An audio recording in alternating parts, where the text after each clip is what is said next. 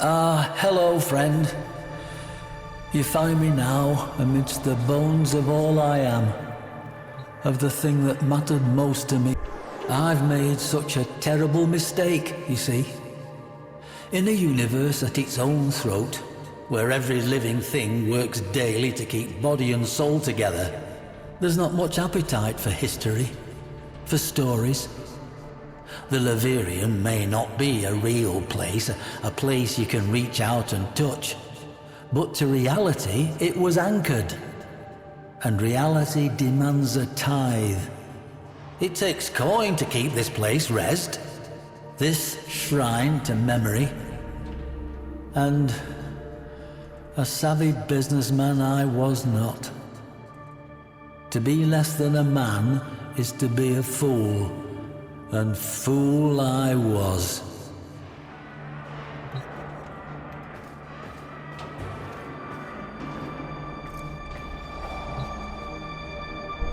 Did I never tell you of Dante?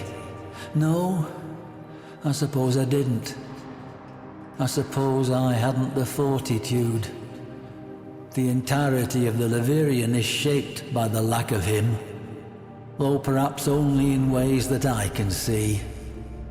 Though, by definition, a weapon of war, Dante was, first and foremost, a student of history. And he was my friend.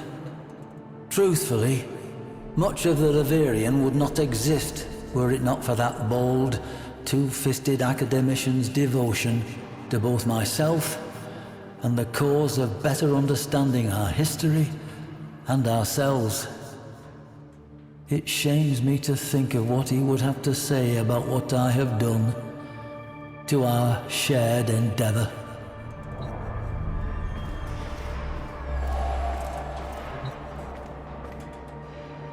Parvos Granum, you know the name. He of the gilded hand and gilded tongue. For an age he has sought what Dante and I had gathered together, our collected treasures. For one such as Granum there is no such thing as enough. In an age with no appetite for memory, maintaining a shrine to our shared history seemed folly. And so, in a low moment, I signed it all away.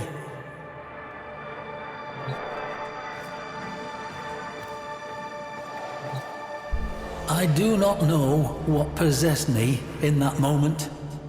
I have no need for money, or food, or shelter, or care. Perhaps I merely felt my time was done, that the past had served its use, and me along with it. Whatever the reason, I allowed myself an instant to feel my misery to be greater than my life's purpose. A momentary indulgence that may be paid by every future generation until the sun goes dark.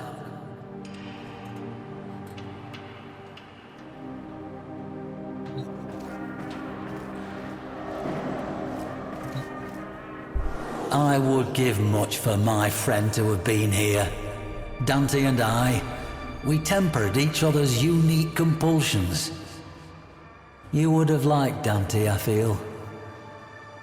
His end began, as it did for so many souls, with the Entrati family.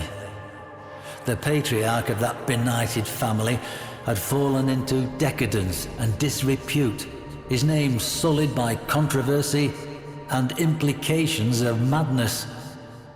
Then an erstwhile associate of mine, a gentleman by the name of Lloyd, and Master Entrati's man for more than a lifetime, well, vanished.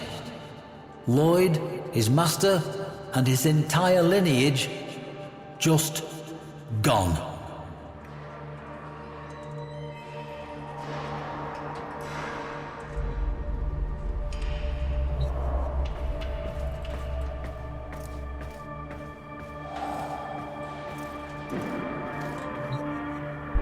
There were rumors, of course. Master Entrati was known at that time for outlandish claims and questionable science relating to voices he was hearing, I believe. Gods from beyond the veil and whatnot. After the disappearances, Dante, never one to let a good mystery go, insisted on infiltrating the Entrati manse and learning the truth for himself. I, however, being more familiar with the confidential details of Master Entrati's interests, urged him otherwise. I suppose you wonder why I would do such a thing, if I believed Master Entrati to be fit for little more than the asylum.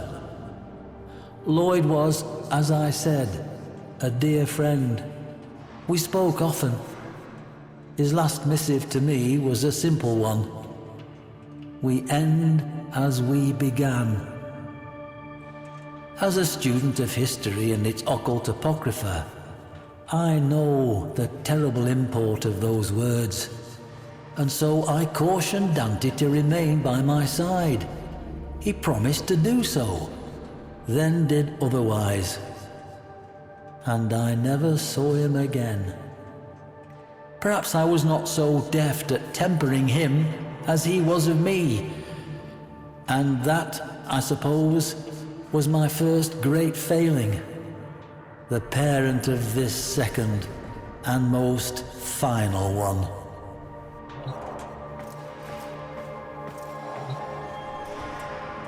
I imagine you surmised why I have summoned you here.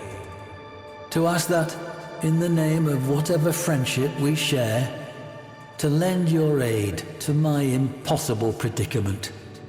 To help preserve, not me, not this shadow of a man I once was, but to keep this monument to history alive, so that future generations may learn from it and never repeat our most shameful mistakes. Granham's obsession with that bygone age demands pieces of such. Ironic, really, that one man's interest in history serves only to strip an edifice whose singular purpose was to protect it. But there remains one slim hope: the sourcing of artifacts from places other than the Laverian, sourced by you at my direction. Help me, friend.